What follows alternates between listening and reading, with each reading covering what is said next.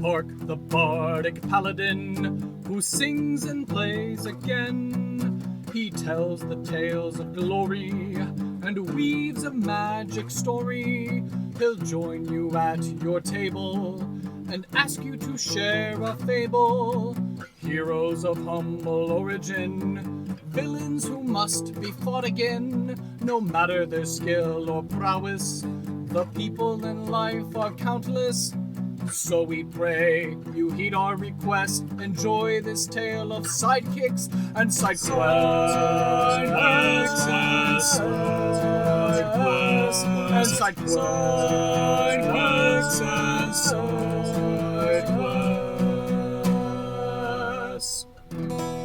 Episode 46, Hoppel, the Shifter Mason. Welcome to Sidekicks and Side Quests, the Dungeons & Dragons podcast that helps to put humans back into humanity and breathe life into your campaign NPCs with backstory and bravado. That's right, we're building a world, one character at a time. I am your host, Kurt Krenwelge, the Bardic Paladin, and I'll be joining Andrew Leslie's table in the Levitating Platter.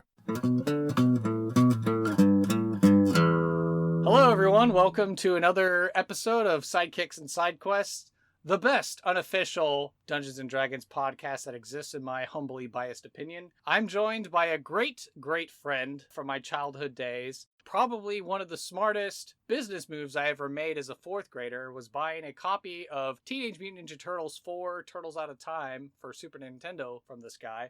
So why don't I turn to my guest and ask him to go ahead and introduce himself and tell us what it is that you do. My name is Andrew Leslie. Kurt, I guess I've known you for quite some time. And actually, before I continue, I will apologize. My dog is over here playing with his toy. Okay. So yeah, he's getting a little crazy for a while. I am currently doing HR for a trading company. So that's going on. I have a wife, a daughter, should be starting kindergarten soon. I know it's the middle of COVID, so we'll see how all that goes right now. But yeah, I'm currently kind of keeping busy with all that and spectacle. Have you ever played Dungeons & Dragons before? Kurt, to answer your question, the answer is no. I mean, I am familiar that I know it exists. As a matter of fact, I did just a little bit of research today, just kind of reading about it, just so I didn't come into this completely blind. Mm-hmm. I also know I found it today that nearly 15 million North Americans enjoy playing Dungeons & Dragons, so that sounds pretty cool. I'm sure maybe the number is higher. I'm not sure. I know it's very popular around the world. But yeah, personally, no, I've never played. I know very little about it after some basic facts I read today. Okay. Well, hopefully by the end of this experience, you'll have a little bit greater insight. Do you think it's something that you'd be interested in trying if given the opportunity, if you found a group of friends locally that wanted to play a game or two? You know, normally I kind of stick to my lane. However, in 2020, I've decided to try new experiences. So I won't say no. So we'll see what happens. If it happens, that sounds very fun. Okay. So yeah. Well, for our first question here as part of the namesake of our show, do you happen to have a favorite NPC character, whether it's from a video game or a book or a movie, etc., and why are they like your favorite sidekick, your favorite non-player character? What do you mean by my sidekick? Sure. So I mean, obviously Batman's sidekick is Robin. Robin's not the main person. It could be, I'm trying to think, like Chewbacca might be considered a sidekick to Han Solo. Yeah, so maybe those are two good examples, I guess. So yeah, do you happen to have a favorite sidekick from some show or movie, and why are they your favorite? You know, I don't know. You know, anytime I read or watch anything, I always get a kick in characters who kind of go things solo. So that's a very tough question to ask. It is funny. I actually watched Batman earlier today with my daughter. Mm-hmm. So, and I think Alfred. Alfred. He's very underrated, but he's such a help to Batman through every facet, whether it's personal or he's dealing with whatever. And I don't know. I think, at least going from today, I was like, no, people don't talk. I think Alfred's a great example of a very valuable NPC, a very valuable sidekick, because obviously he's there maintaining Wayne Manor. He's helping to give Bruce all sorts of intel based on, the situation going on. So he's the eyes and ears in the Batcave while Batman's out on the streets fighting crime and stuff like that. So I think Alfred Pennyworth, I believe, would be a great NPC character. That's a phenomenal answer for that question. All right. All right, and then as far as side quests are concerned, do you happen to have a favorite one of those? Whether it's from a game, maybe it's a minor plot or a B plot in a movie or a TV show? Yeah, I can't, at this time, I can't think of one specific. I actually got done watching, have you seen Ip Man? Ip Man? Yeah, Ip Man. Okay. You'll have to check it out. It's some good kung fu movie. It centers around Ip Man, who actually ends up training Bruce Lee. So Okay. it's a pretty good storyline there.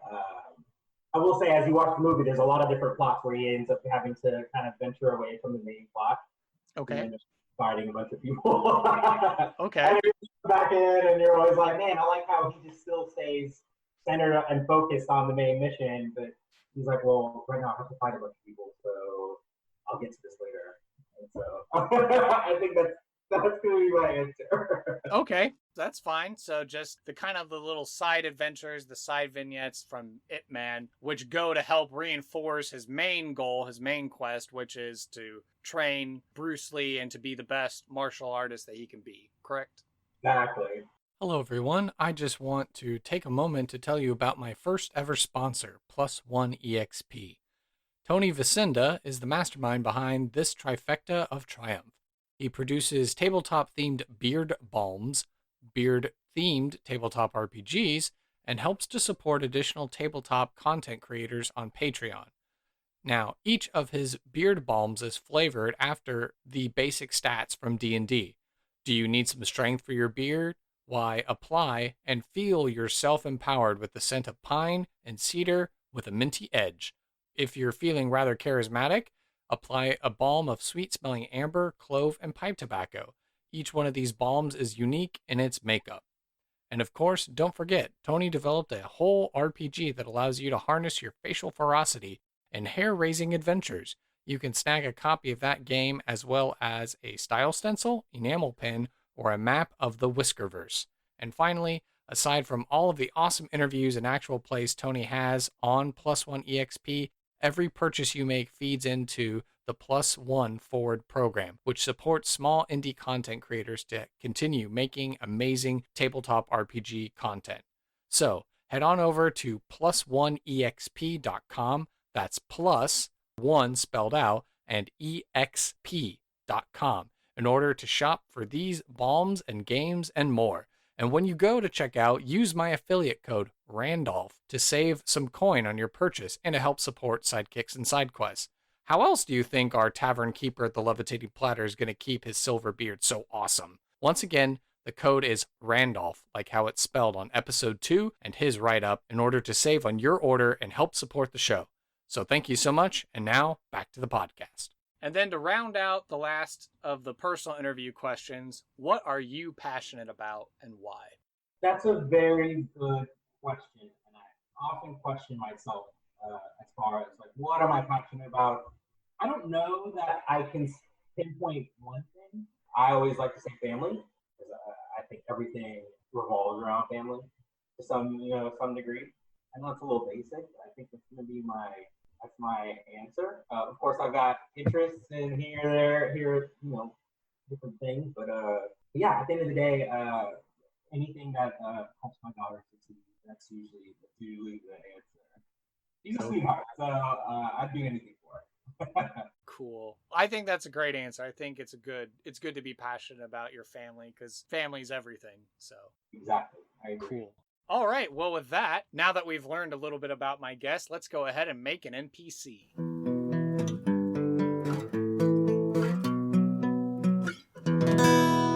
All right, so this has been sprung on you a little bit, so I don't know if you already have an idea in your head of what kind of character you'd like to make, or are you wanting to test the fates, roll some dice, and kind of make something up as we go along? Yeah, it sounds good. We'll roll that way.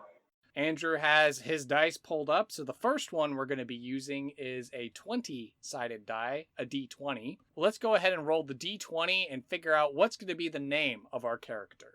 So, do I just roll it here? Yes, sir. Oh, gosh. And I rolled a 17. 17. All right, so the name we have is Hoppel. Hoppel. So we're working with Hoppel. Okay, let's now figure out what is going to be the ancestry of this character. So this one we're going to need to roll a d100. I don't know if you see that. Sometimes you could roll 2 d10s and come up with one of those numbers. I've got the D100. Perfect. Let's go ahead and give that a roll and figure out what's going to be the ancestry. And I rolled a 12. 12. Okay, a shifter. I have sent Andrew here behind the scenes notes on what a shifter is, but essentially they seem to be descendants of humans and lycanthropes. So like werewolves, were-tigers, were-boars, were-rats, any number of were-creatures that exist within the Dungeons & Dragons world. So I have to ask, what kind of shifter, what kind of descendant are you thinking in your head? And literally with Dungeons and Dragons, it could be any number of animals. I know some of the most common lycanthropes that exist within Dungeons and Dragons are obviously your classic werewolf. You have were-tigers, were-boars, were-bears, were-rats, were-bats. You know, any kind of animal you can think of that could, you see a human transforming. What are you thinking? I'm going to go with were-elephant. Were-elephant. But I love elephants. I think they're wise and they're huge, man. So let's go that way. Okay, interesting. And I do know that Dungeons and Dragons also has a species, a race that you can play that's called the Luxodon, and they're basically like anthropomorphic elephant creatures. So now the next aspect we need to figure out is what is the job or role in society that Hoppel, the shifter, has. Let's go ahead and roll one of the 10-sided dice, just a regular 10-sided dice. God. And my number is, I rolled an 8. 8. Okay, so this answer was provided by previous guest Daniel Stewart. The job that Hoppel the shifter has is he is a mason. So works with stone. So very cool. And let's see, now we need to figure out the age range of Hoppel. What is that going to be? Let's roll an 8-sided dice to determine that. My roll, let's see, I'm sorry, I rolled a 1. Child. Okay, so we have a very young shifter, so probably maybe just starting out an apprenticeship with a Mason guild or something like that. I'm kind of thinking in my head. And now that we've rolled some dice, hopefully we've got a picture in our head of what this character is starting to look like. So let's go ahead now and describe the physical appearance of Hoppel. I would imagine thick legs. You know, obviously that resembles more elephant. Okay. But in masonry, I imagine there's going to be a little bit more of a green thumbs, hands. Okay. So that definitely, I think, plays a part. Mm-hmm. Mostly elephant style head. So, Okay. I mean, I think that's got to be very important. Okay. Tall, easily 8 feet tall. Walks on 2 legs, but 8 feet tall. This is a big child then if they're 8 feet tall. You're right. Maybe that is too big. Maybe he's 4 feet tall. Maybe he hasn't grown into his full 8 feet yet. Well, yeah, we'll definitely go with a potential for 8 feet. But yeah, that's how I imagine a dark gray look. Yeah. Okay. Yeah. Good one.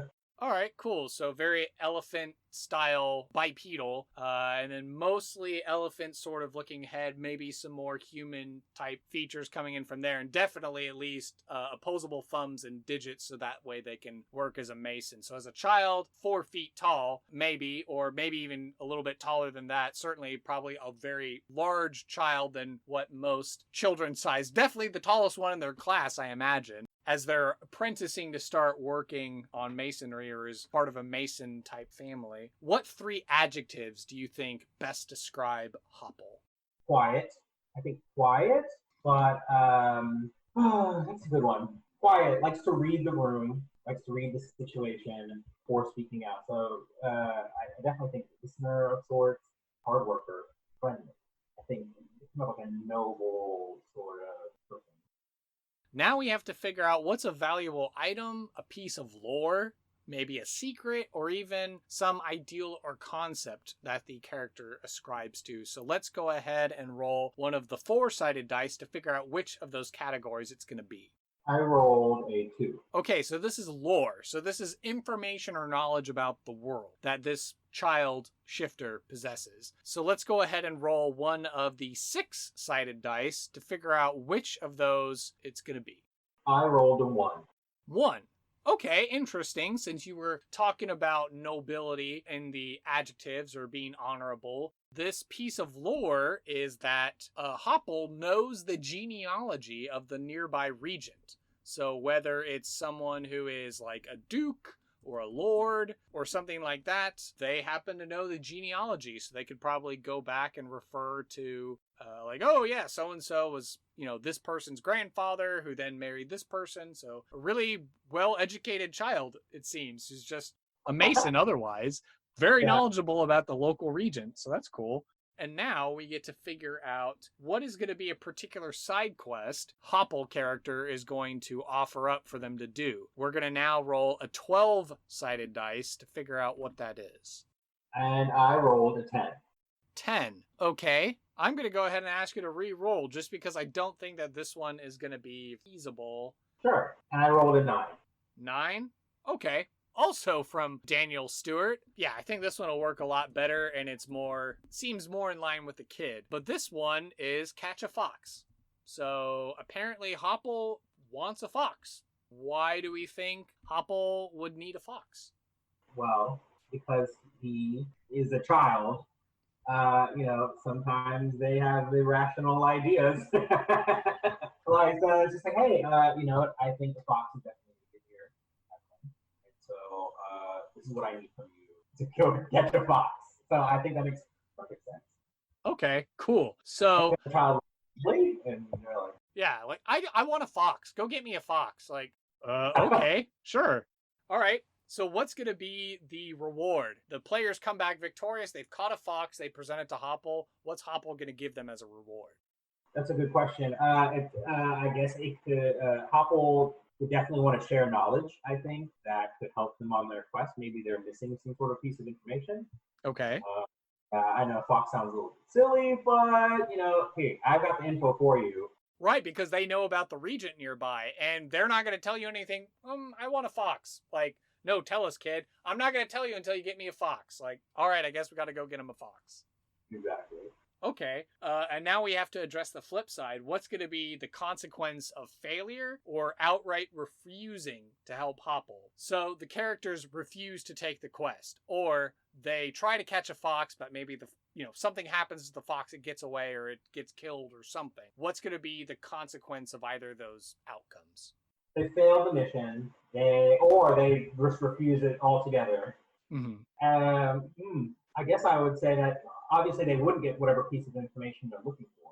So I don't know whether that sets them back a bit. I can't imagine sort of violent situation. Right. So they'd have to be set back a ways because at the end of the day, Hoppel has got to be a pretty noble sort of character. Right. It comes for free. So Sure. And certainly any dungeon master would be able to hopefully find a way to give player characters another opportunity to learn about that knowledge if it's critical for their mission. But I think by having the opportunity to have them go catch a fox and bring it to Hoppel, Hoppel then is more than willing to tell them everything they need to know about this particular regent, but because they either fail to bring him the fox or they just refuse, that's just one avenue that they could have had a shortcut that they've lost now, I guess. Maybe Hoppel is just, really sad and bummed out. Maybe he doesn't want to talk to them the next time they try and interact with them. Maybe they gotta do something really good and positive to try and, earn trust back with Hoppel since they refused him the first time. Like, oh, Hoppel, we should have listened to you. You know all this stuff about the local regent, and we were really thick-headed and we didn't want to listen to you because we thought we knew better than you. So yeah, that sounds perfect. Okay, perfect. All right, so we've learned quite a bit about Hoppel, the young mason with the knowledge of the local regent. So let's go ahead and head into a random encounter.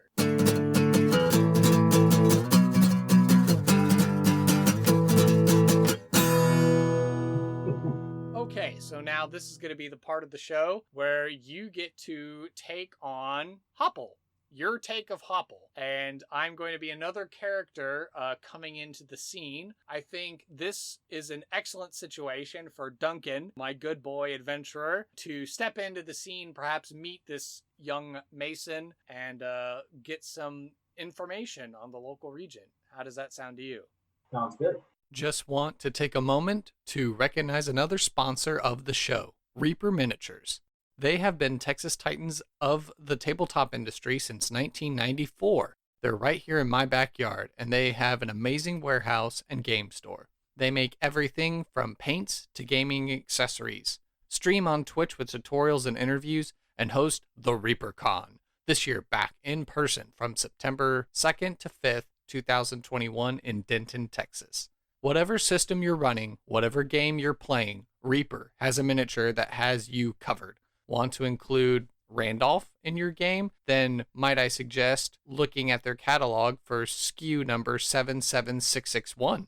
Perhaps you need a Lord Grubbub. Check out SKU 02646. Are you in the market for your very own Skink Nose the Lich? Look no further than SKU number 77280.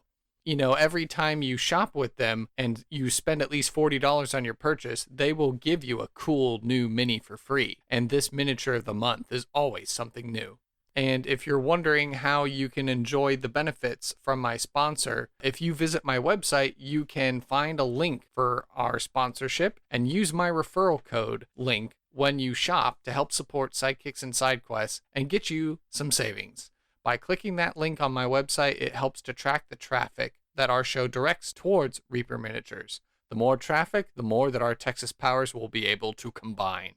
So again, go check the link out on my website in order to use my special referral code, and be sure to follow Reaper Miniatures on Facebook, Twitter, Instagram, Twitch, and YouTube. And be sure to sign up for ReaperCon 2021 and tell them that Sidekicks and Side Quests sent you.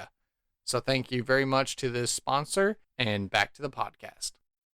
After Duncan's last adventure with Deegan Hart, the Wandering Monk, after having fed him and happily sent him on his way, Duncan is coming in to a nearby barony. And as he's making his way through the town, he hears that there are some rumors surrounding the barony, and there are some notices on the local board for adventurers calling on knowledge of the Baron. And so as Duncan is standing there looking at the board, he kind of turns his head and sees this young shifter, this young elephant-looking shifter, also staring at the board and looking at this notice. And Duncan will kind of motion to it and say, "Oh, hello there, young one. Do you know what's going on with the Baron?" Oh, is this where I step in? I'm sorry. Yes, I have some knowledge here, or at least I have an idea on what's going on here. But I like to keep things a little close to the chest. Oh, well, you seem like a rather intelligent young one, judging on the tool belt that you have on your person. Are you employed in the trade of masonry? Oh, it looks like I've given away just a little bit more than I expected, but yes, that's exactly what I'm doing. Ah, okay. So you said that you had knowledge about the Baron and what was going on. I may know a little thing or may not. I'm not quite sure. But So, I'm willing. I am willing to give out information if it seems helpful to you and also helpful for me. Really? Well, I have been known to take on any number of tasks and challenges. No mission, no quest too big or too small. So for you, young one, I'm sorry, I'm so rude. My name is Duncan. I'm an adventurer for hire. And you might be? Hoppel. Hoppel. Nice to meet you. Duncan will extend his hand and shake the young shifter's hand. Well, you happen to have knowledge, and Duncan will roll an insight check, and he figures out that there's something that Hoppel's not fully telling him, so he'll try and work into the conversation. Hoppel, I think there's more than you're willing to tell me about the Baron, and it could be very pertinent to me going to visit the Baron myself and help him out. So it sounds like maybe you're wanting something. Am I correct, young man? Yes, you would be onto something. Yes, I am. I am looking for a certain uh, stone to craft. But in order to get the stone, I must find a fox. I am looking for a certain fox, a certain stone. I'm hoping that maybe you can assist. So if I help you find this fox, you will find the stone that you need for your next job? Well, the fox knows where the stone is, so it is important that I find the fox. In order to find it. Duncan will slowly nod his head, seeing, the inner logic and reasoning of the child and be like, well, I'm not one to judge, so he'll go, okay, sure. I think there are abundant woods nearby. It should be no problem for me to go in there and catch you a fox, young man. Perfect. That sounds like a plan, and your reward will be more knowledge. Yeah. Very good, young man. I'm off. And Duncan will charge right into the forest to go find a fox. And scene. Well, that was pretty good. I was expecting more kid-like, but the intelligent young man that he was, I was kind of impressed with I do happen to know more about the Regent, and wouldn't you like to know? Yeah, I didn't actually forgot the little tidbit there, but yes, so we'll just rock that. Yeah, cool. Well, as we're starting to get here into our final thoughts about the show, what did you think of your experience of being on the podcast? Actually, a lot of fun. This is something completely new to me. Yeah. But again, I'm enjoying new experiences as we get older, and this was actually kind of fun. Yeah, I had fun.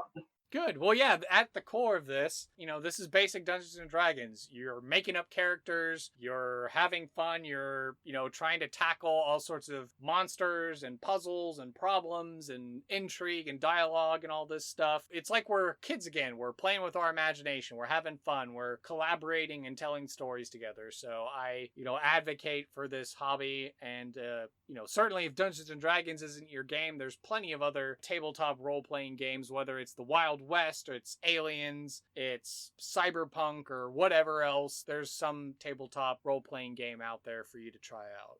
Vampires is one too that's really popular. You nailed it on the head in that it forces me to have to be creative, and it's like those are creative juices that don't flow so often anymore. So I think it's really good, and I forget really getting to that kind of stuff to be a lot of awesome. fun. Yeah, well, that's great. I'm glad that you had a positive experience. Someone who had never played Dungeons and Dragons before, now you got your first free sample. So now if you want another sample, you'll need to go find a group of friends virtually, maybe now at this time, and maybe try it out. Be like, hey guys, let's play some D&D and see how it goes. Or, find another game that interests your friends and go give it a try. For sure. And I'll definitely have to go look into it and use this experience as a positive one. Awesome. Yeah. All right. Well, before I go, I like to try and turn the mic over, the soapbox over, and just say, if there's anything that you want to plug right now, where can people find you on social media? If you're up for being, communicated through that manner, what you got, let us know. The floor is yours. I don't have too much to say. I just hope everybody stays safe during all this, and yeah, stay safe and stay healthy. And that would be my message to everybody out. Awesome. Well, again, Andrew, one of my oldest friends, thank you so much for taking the risk, the opportunity, the plunge to be on my weird little podcast. You listeners, thanks for tuning in to another week's episode. We'll catch you next time. Bye-bye. Thank you for listening to this episode of Sidekicks and Side Quests. Be sure to subscribe to the podcast through Apple Podcasts, Google Play, Spotify, and Overcast. Or feel free to save the RSS feed to use the app of your choice. Visit our website, sidekicksandsidequests.com, for links, write-ups of the NPCs, and to learn more about the show and the guests who have been on it. To stay up to date and interact via social media, you can follow the podcast on Facebook, Twitter, and Reddit by searching for SideKQ Podcast. I would love to talk D&D and showcase your fan art, stories of how you used our NPCs, discussions, and commentary. If you would like to hail the bard, send an email to sidekicksandsidequests@gmail.com. To help this show be the resource it's meant to be, I ask that you please leave a review on iTunes to help spread the word, and share our show with your friends and family. Whether you're a veteran player or an aspiring dungeon master, there's something here for everyone, and I want to hear about it. Sidekicks and Sidequests is unofficial fan content permitted under the fan content policy, meaning I'm not approved or endorsed by Wizards. Portions of the materials used are property of Wizards of the Coast, copyright Wizards of the Coast, LLC. Thank you for your support, and I'll see you at the pub next time. Bar to rock on 1, 2, 1, 2, 3, 4.